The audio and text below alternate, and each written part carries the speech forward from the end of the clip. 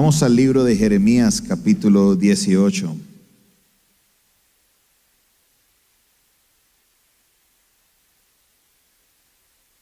Libro del profeta Jeremías, capítulo 18. Vamos a prender el horno. ¿Estamos dónde? Vamos, diga conmigo, ¿estamos dónde? En la casa del alfarero. Una vez más diga conmigo, ¿estamos dónde? Quiero presentarles el día de hoy, para los que no lo recuerdan, hace unos años lo tuvimos con nosotros, nuestro hermano Álvaro, un hermano en la fe que es alfarero. Pues él hoy va a estar aquí con nosotros, haciéndonos unas demostraciones de los procesos que tiene que pasar un alfarero. Él se dedica a la labor de la alfarería. Entonces hoy definitivamente estamos, ¿dónde? En la casa del alfarero. Y dice la palabra de Dios de esta manera: palabra de Jehová que vino a Jeremías diciendo: levántate y vete a casa del alfarero, y allí te haré oír mis palabras. Y descendí a casa del alfarero, y he aquí que él trabajaba sobre la rueda, y la vasija de barro que él hacía se echó a perder en su mano, y él volvió e hizo otra vasija según le pareció mejor hacerla. Entonces vino a mí palabra de Jehová diciendo: ¿no podré hacer de vosotros como este alfarero, oh casa de Israel? Dice Jehová: he aquí que como el barro en mano del alfarero, así sois vosotros en mi mano, oh casa de Israel. En un instante hablaré contra pueblos, contra reinos, para arrancar, derribar y destruir. Pero si esos pueblos se convirtieren de su maldad, la cual hablé del mal que había pensado hacerles, y en un instante hablaré de la gente y del reino para edificar y para plantar. Pero si hiciere lo malo delante de mis ojos, no oyendo mi voz, me arrepentiré del bien que había determinado hacerle. Amén. Hace unas semanas estábamos hablando del proceso del alfarero, y el primer paso que hace el alfarero, me di con la sorpresa que nuestro hermano Álvaro es de los que arranca no con la arcilla comprada o con el barro comprado, sino que él arranca es con el polvo también el polvo de la arcilla, ¿no? El polvo del barro. Entonces aquí vamos a presenciar justamente esa parte inicial del proceso, que es tomar el polvo, unirlo con el agua y de ahí empezar a hacer el barro. Tenemos que hacer acotación definitivamente a Génesis capítulo 2, verso 7, donde dice la palabra de Dios que Dios tomó del polvo de la tierra, ¿cierto? ¿De dónde sale esto, mi hermano? De la tierra. Dios tomó polvo de la tierra, y del polvo de la tierra, ¿qué hizo? Nos hizo a nosotros, nos dio forma, y nos dio el espíritu, y con eso nos dio vida. Desde aquí, mire, el alfarero no aparece en Jeremías 18.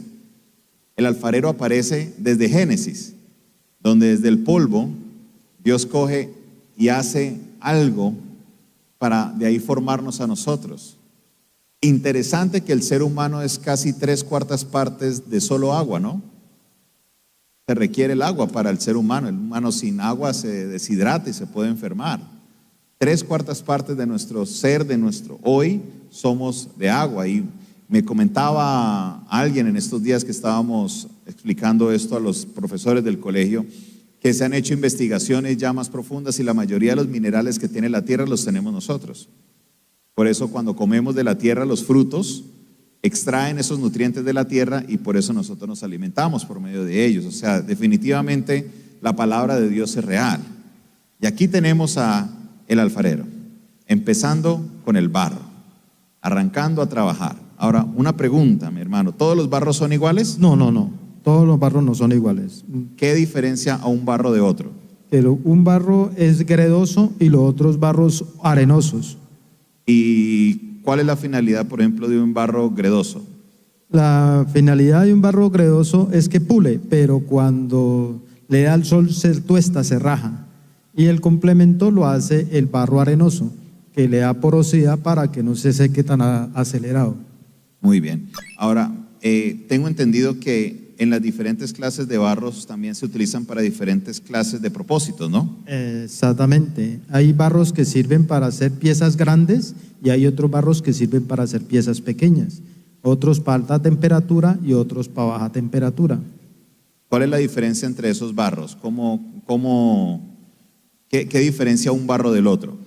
Un barro del otro es que el barro de baja temperatura no necesita químicos. El barro que es para alta temperatura necesita químicos, otro complemento para que alcance la temperatura ideal. Ahí tenemos la cerámica. La cerámica, la que está en el piso, eso es barro, hecha de barro. El ladrillo es hecha de barro, pero para la cerámica, el barro para la cerámica necesita otros complementos que son químicos para que alcance esa temperatura y dé el brillo que necesita. El ladrillo natural no alcanza esa temperatura, por eso lo vemos en rústico, ¿no? Exacto. Mire la maravilla de Dios en la ilustración del alfarero. ¿Por qué razón? Porque según el propósito de lo que Él va a hacer, Él hace el barro. Porque también diferencia la cantidad de agua y de arena, me comentaba usted ayer, ¿cierto? Exactamente. Hay piezas que necesitan más humedad y hay piezas que necesitan menos humedad. Hay una parte muy ilustrada entre el ladrillo normal que se hacía anteriormente. El barro era blandito y se echaban unas gabelas. El ladrillo hoy en día es con máquinas y sale a presión. Necesita un barro más duro. Y una vez lo cogen, anteriormente uno tenía que dejarlo 4 o 5 días para poderlo alzar del piso. Ahora con el sistema que se hace ahora, a presión inmediatamente lo cogen. Imagínense. ¿Por qué les cuento este punto tan importante? Porque la palabra de Dios en Efesios capítulo 2 nos dice que Dios nos ha llevado a unas obras para las que hemos sido predestinados. Y aquí también vemos la figura del alfarero. ¿Por qué? Porque Él piensa primero en la pieza, ¿cierto? Usted piensa. Primero hay que pensar qué pieza voy a hacer para así mismo preparar el barro.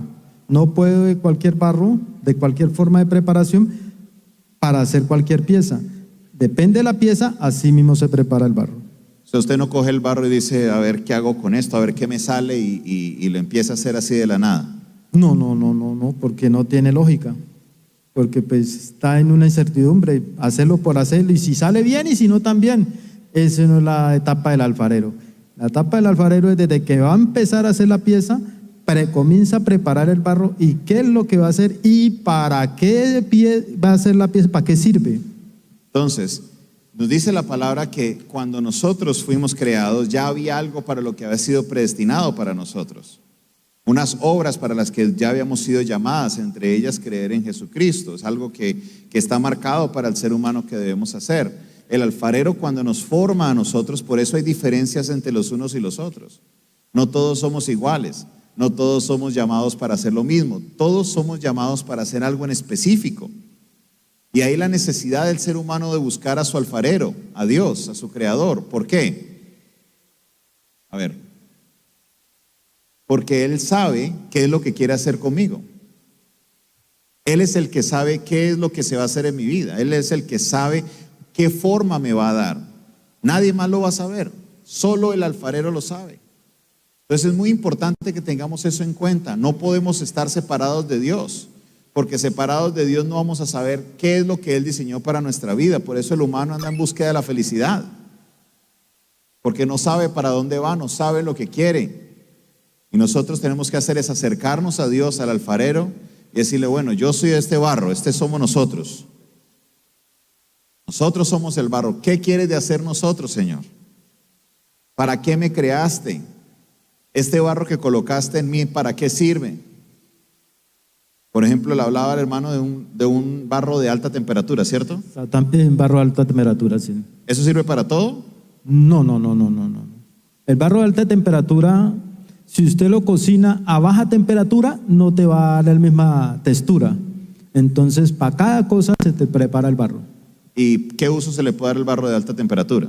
Tenemos para hacer las vajillas, las losas, piezas decorativas de alta presencia, harto trabajo artesanal, manual.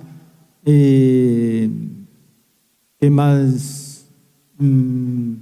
Tenemos que se trabajan mucho los artistas, lo que le llaman los ceramistas, son los que más trabajan el barro de alta temperatura. Entonces imagínense, hay un barro que está hecho para altas temperaturas. Hay algunos de nosotros que estamos hechos para altas temperaturas, para pruebas de alta temperatura. Y mire, la palabra de Dios, Dios es tan fiel, toda la palabra cuadra, porque la palabra dice que Él nunca va a colocar pruebas en nosotros que no podamos sobrellevar. En otras palabras, el fuego por el que pasas, Dios sabe que tú lo puedes resistir. Yo sé que eso no da muchos amenes, pero quiero decirle, hay esperanza. Si estás pasando una prueba difícil, Dios tiene un camino preparado para ti. Él no te va a colocar a fuego de alta temperatura cuando sabe que no puedes, no. Dios es perfecto en todo lo que hace. Entonces una vez está trabajando el barro, empieza a amasarlo, ese proceso que hablábamos, y eso somos nosotros. Nosotros somos ese barro que necesita ser amasado. ¿Puedo yo empezar a trabajar el barro sin amasarlo? No lo puede trabajar, porque en el amasado es la que le da la compatibilidad al barro para poderlo maniobrar, porque si no se amasa, no hay forma de trabajarlo. Y si hace la pieza, como no está compacto, en el proceso que la está trabajando se puede dañar. Oiga esa frase, si no se amasa, no hay forma de trabajarlo. Dígalo conmigo, si no se amasa, no hay forma de trabajarlo. ¿Cuántos de ustedes le han orado al Señor? Ese Señor, obra en mi vida. A ver, ¿quién le ha orado eso al Señor? Levante la mano. ¿Quién le ha dicho, Señor, obra en mí, Señor? Pues, ¿qué hay que hacer antes de que obre en nosotros? Porque si no se amasa, a ver, dígalo fuerte, si no se amasa, no hay manera de trabajarlo. Fue lo que dijo el alfarero, ¿no? Esa fue su frase, ¿cierto?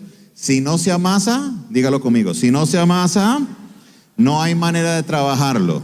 Ahora dígalo usted. Si Dios no nos amasa a nosotros primero, por esas situaciones, por esas circunstancias por las que pasamos, que nos causan asperezas, áreas que tenemos duras. A ver, ¿quién ha tenido nudos en la espalda? ¿Y cómo se quitan esos nudos en la espalda? Amasando, ¿no? Eso hace un masajista, amasar y amasar y amasar hasta que el nudo poco a poco va soltando. Mire, está todo en la naturaleza, está todo en cómo Dios hace sus cosas. Entonces nos dice el Señor que Jeremías fue a la casa del alfarero y empieza a presenciar esta siguiente escena, de cómo el barro le está dando, el alfarero le está dando forma al barro. Lo ve, ya lo amasó, está trabajando en ese barro, está dándole la forma. Ya tenía un diseño para esa casa de Israel, para esa casa de Judá. Él tenía algo en mente. Él tenía algo que ya había envisionado con ellos.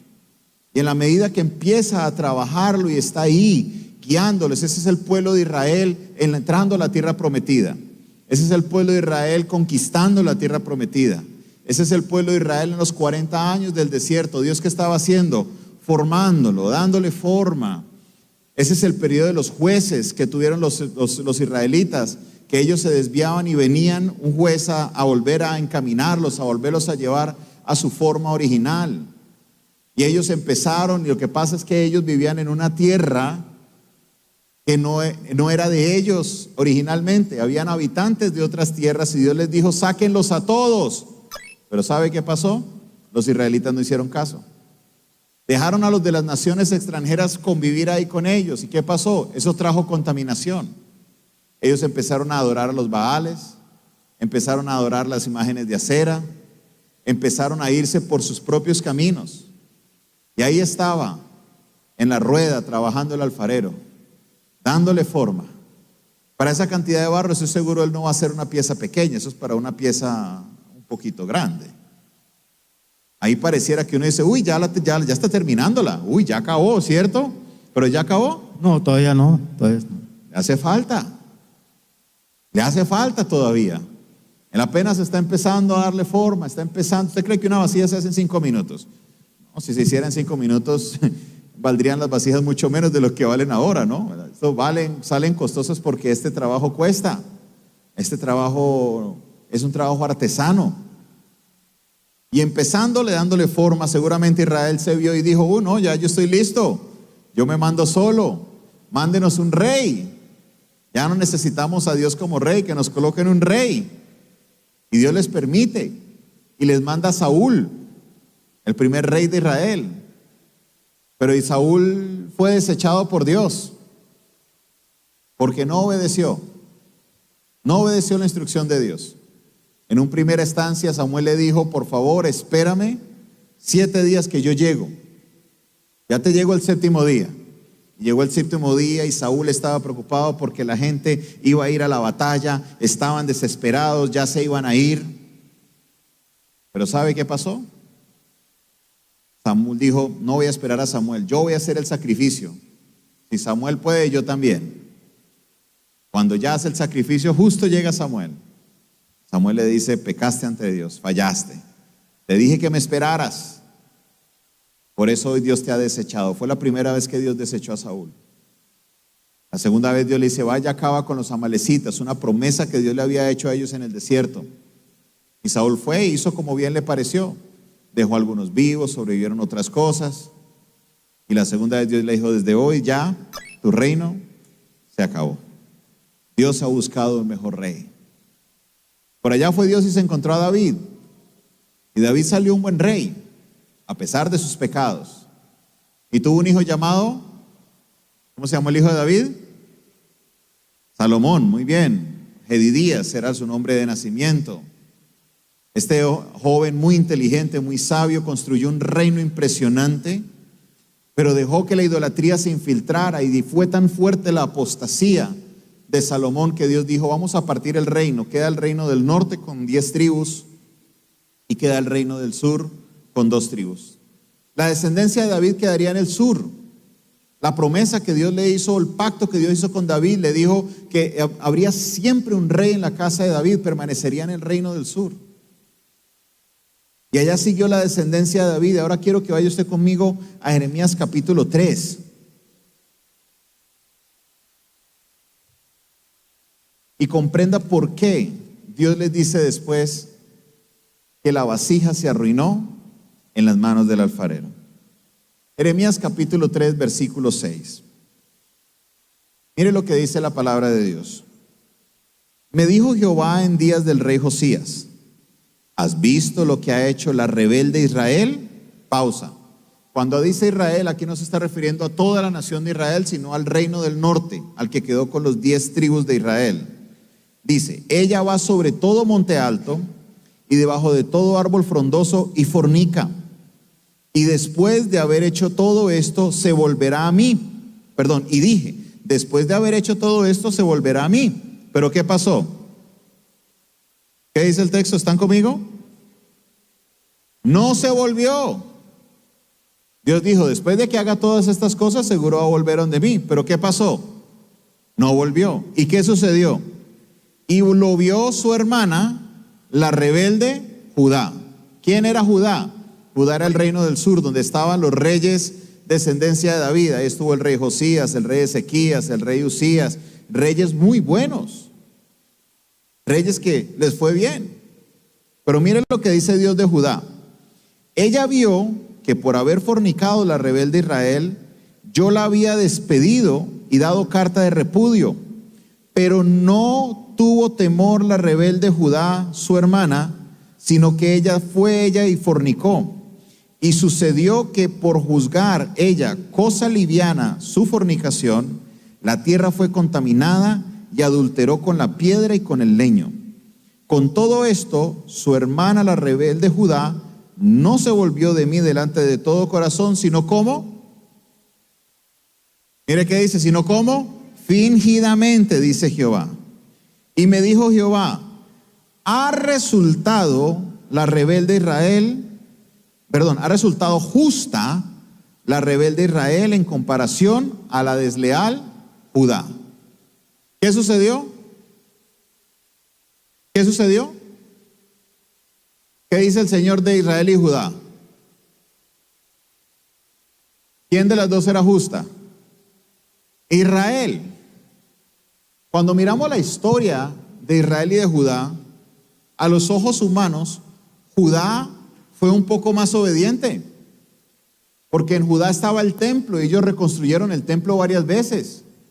Buscaron del Señor, dice la Biblia, en algunos lugares lo buscaron del Señor y Dios lo libró de muchas cosas. Pero a la hora del juicio que estamos encontrando aquí, ¿qué dice el Señor? Que a la hora de colocar la balanza entre Israel, la que siempre fue idólatra, y Judá, la que a veces lo fue, ¿a quién le fue más mal? A Judá. Por esta razón viene Dios y le dice a Jeremías: háblale a Judá y diles que la vasija se echó a perder en las manos del alfarero. Se dañó, se desbarató. ¿Por qué se desbaratan y se dañan las vasijas? Cuando usted se le ha dañado alguna primero que todo, usted es de los 100%, no falla ni una. No, sí se dañan cuando uno no amasa bien el barro, cuando no está predispuesto a trabajar, porque hay veces uno se levanta uno a trabajar y como que no le dan las cosas, entonces se le dañan.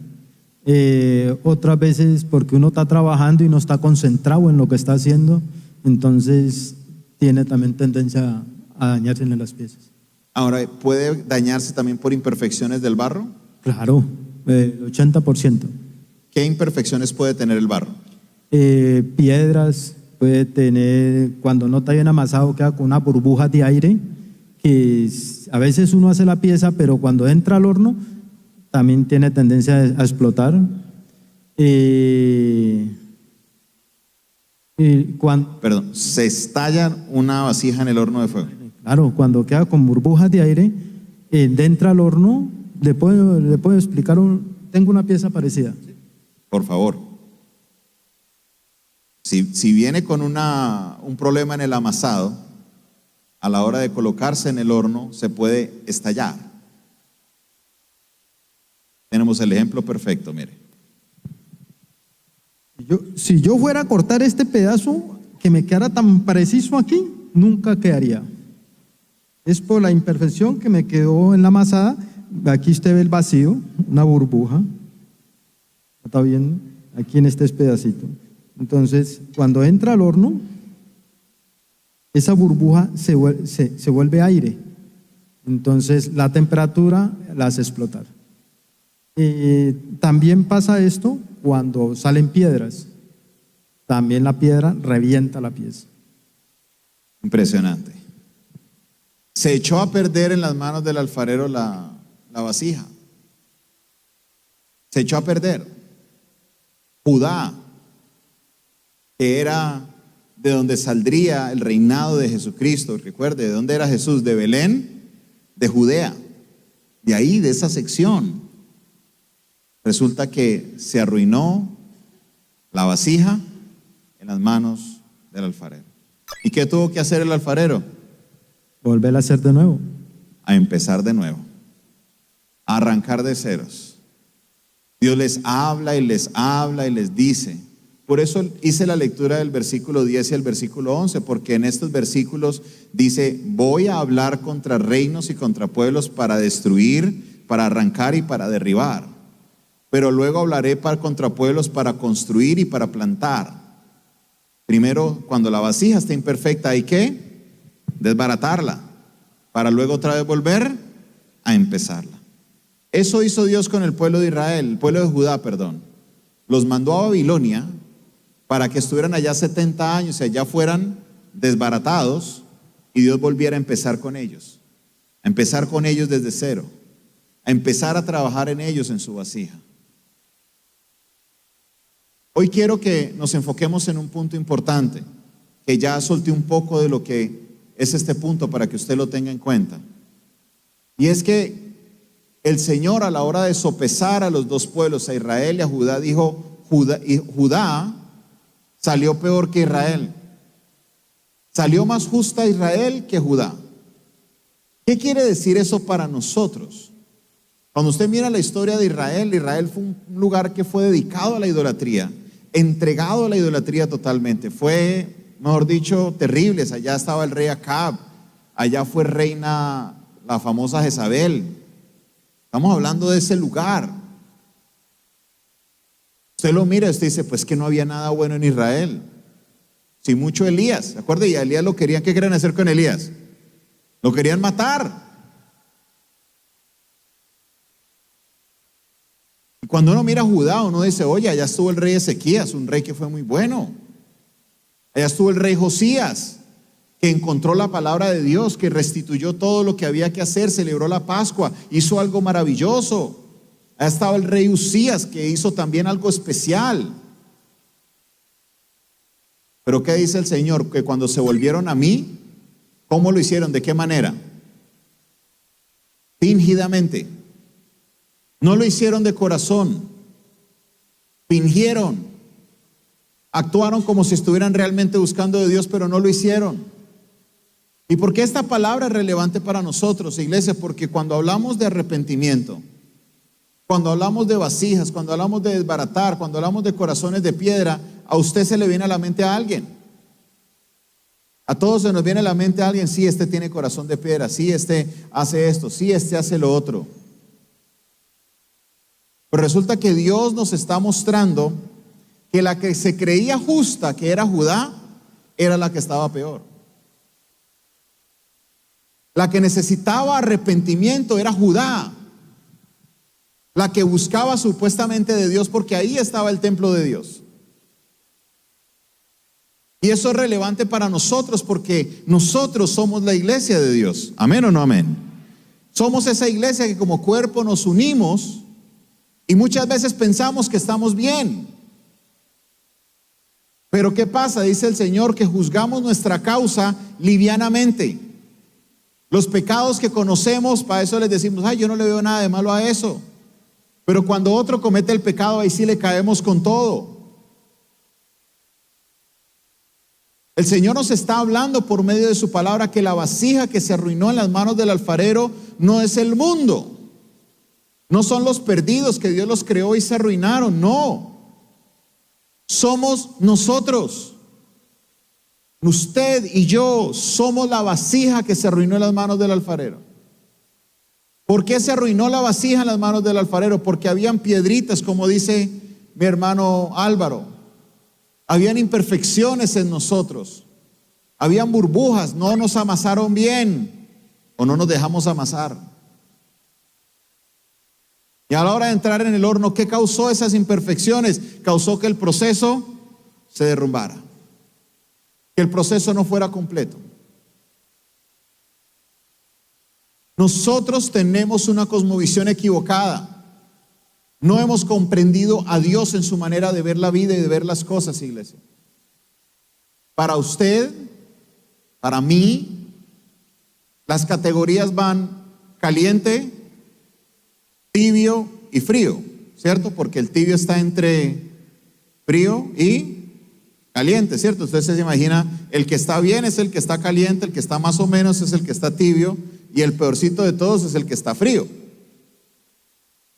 ¿Amén o no amén? ¿Cierto? ¿Usted cree eso? ¿Sabe qué dice la Biblia? Que a los tibios, ¿qué hará el Señor? Los vomitará de su boca.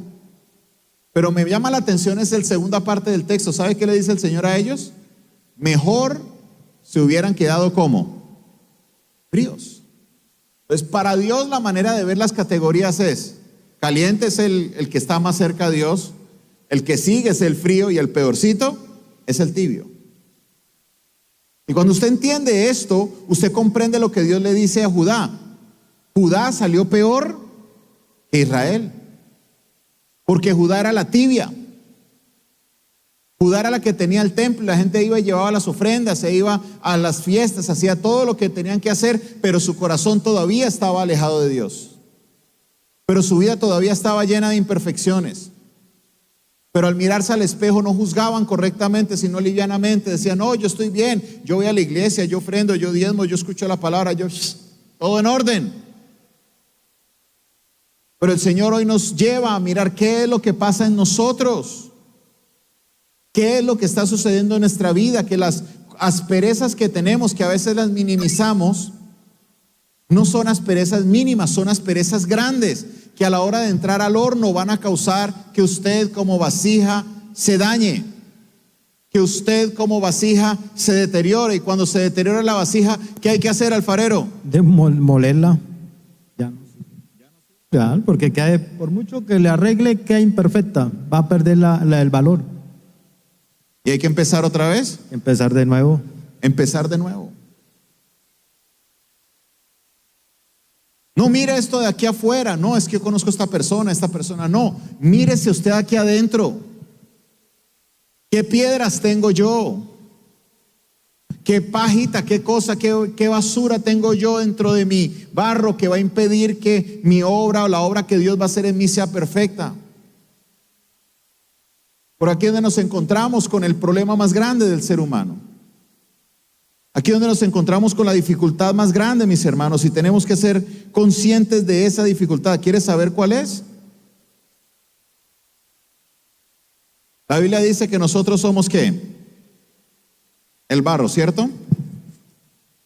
A ver, ¿cuántos son barro? Levanten la mano. Y los que se creen oro no vinieron hoy, menos mal, ¿cierto? ¿Cierto? ¿Dónde están los que se creen oro? Los que se creen oro hay que darles es por el fuego, ¿cierto? ¿Listo? ¿Somos nosotros? Usted pasa al frente y hace la oración de fe, ¿cierto? ¿Cuántos se pasaron al frente a entregarle su vida al Señor? Listo, entonces, ¿el alfarero es quién? En la Biblia. Esto es solo una representación, no estoy diciendo que Él sea Dios, sino esto es una representación, ¿no? Hermano alfarero, vengo ante usted para entregarle mi vida. ¿Quién hizo esto? Levante la mano. A ver, ¿quién entregó su vida al Señor? Para que trabaje en ella y haga lo que usted quiere hacer. No, tranquilo. Para que usted lo quiera hacer, ¿es listo? ¿Qué va a hacer el alfarero?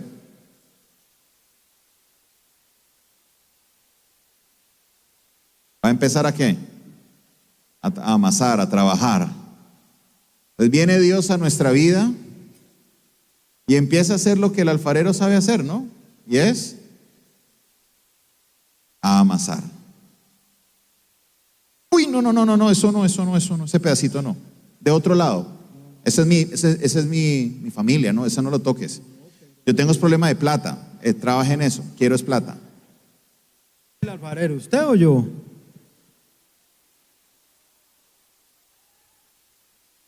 ¿Amén o no amén?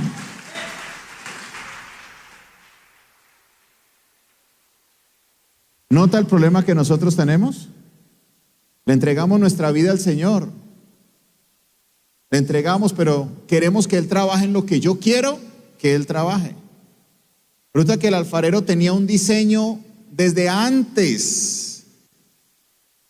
Él tenía en mente qué hacer.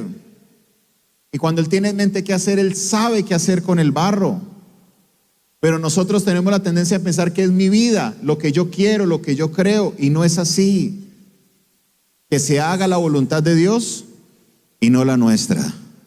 Por eso Jesús se humilló, se colocó de rodillas ante el Señor, le dijo: Padre, esta copa que se viene es dura, pero que no se haga, sino que se haga porque el alfarero es ¿quién? Y nosotros somos el barro. Nosotros somos el barro y Dios es ¿quién? El alfarero, mis hermanos. Tenemos que comprender eso, mis hermanos, importante, mis hermanos, comprendamos que el barro soy yo. Levante su mano y diga: el barro soy yo. Mi hermano, ¿alguna vez el barro le ha hablado a usted? Nunca. Hasta el día que el barro me hable, ahí sí, yo creo que arranco a correr.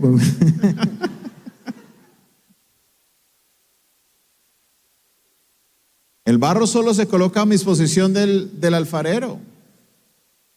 El barro se coloca en las manos del alfarero para que él, ¿qué está haciendo el alfarero aquí? Amasando. Señor, pero esa parte no, ese pedacito no. Es que en la masada, mire que van saliendo las piedras, ¿verdad? No solamente queda compacto, sino que van brotando las piedras. Salió una piedrita en el barro que yo tenía acá. Y él sigue trabajando. Y sigue trabajando. Y a más duro está el barro, ¿qué pasa? El barro tiene una contextura que tiene que estar a punto.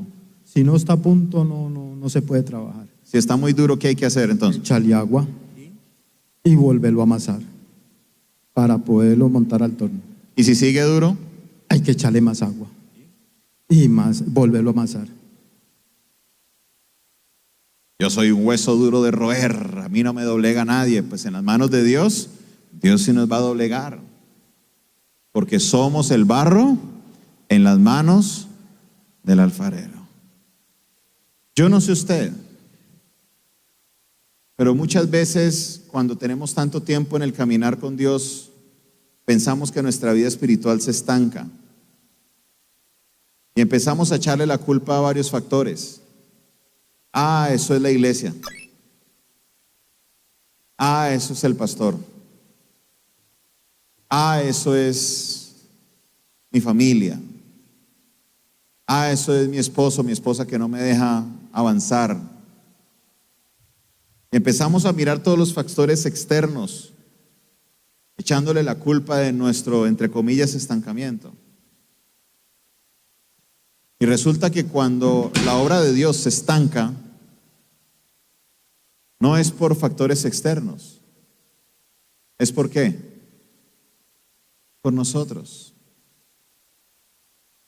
Que nos ponemos duros y no nos dejamos amasar. Pensamos que la obra ya estaba terminada. Dijo, no, ya Dios acabó conmigo, ya yo estoy en nivel 10. Pero no.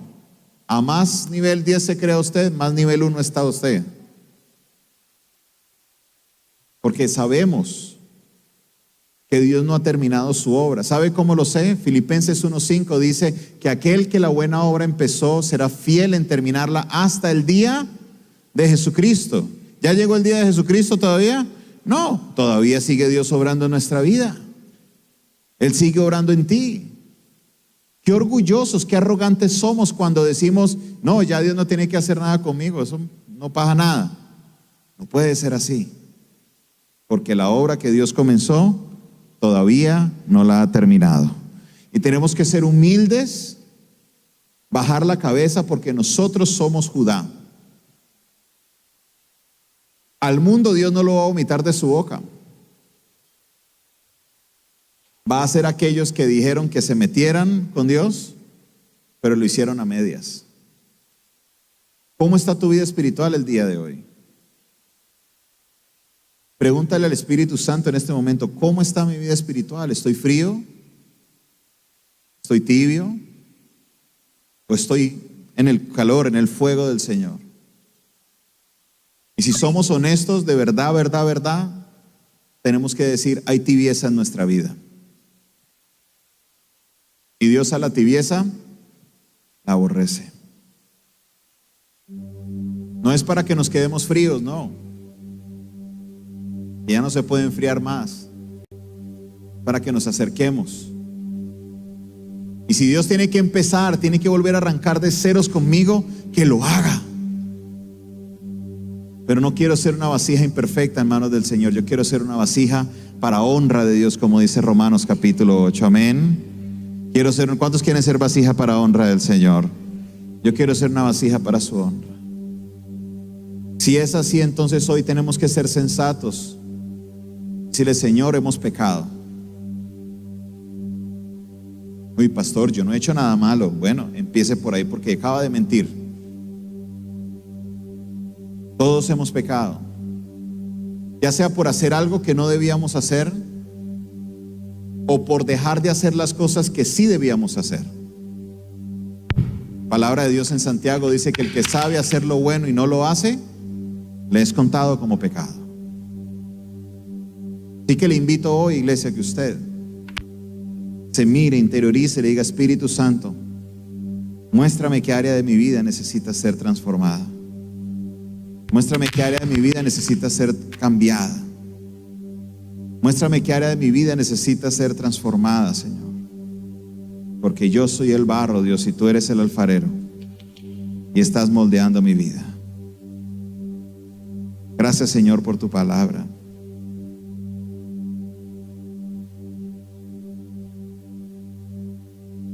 Gracias, Señor, porque hoy nos confrontas.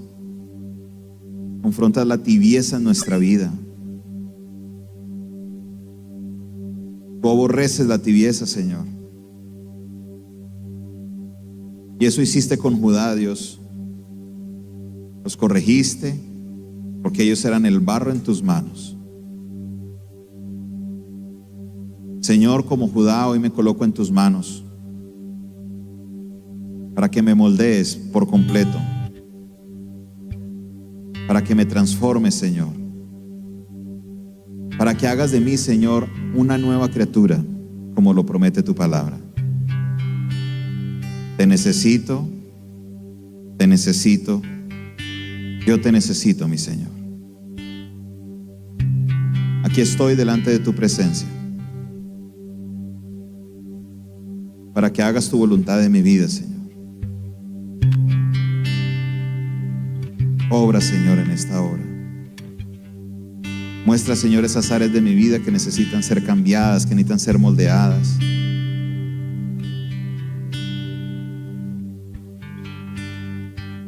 Obra, Señor.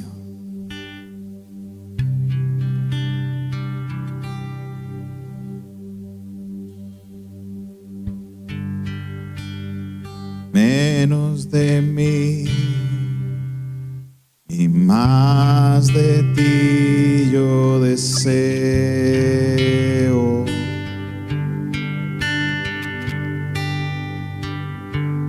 Menos de mí y más de ti yo deseo.